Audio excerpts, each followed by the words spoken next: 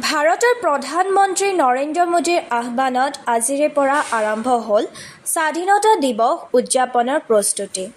আজি পুৱা দৰং মহাবিদ্যালয়ৰ পৰা আৰম্ভ কৰা হয় শোণিতপুৰ জিলাতো হৰ ঘৰ তিৰংগা কাৰ্যসূচী। বিদ্যালয় আৰু মহাবিদ্যালয়ৰ ছাত্ৰ-ছাত্ৰীসকলৰ লগতে NCC ক্ৰেডিটসকলে হাতে হাতে ৰাষ্ট্ৰীয় পতাকা লৈ এক বিশাল ৰেলীৰে এই কাৰ্যসূচী শুভাৰম্ভ কৰে। শোণিতপুৰৰ আয়ুক্ত দেৱকুমাৰ মিশ্ৰই এই অনুষ্ঠান শুভাৰম্ভ কৰে।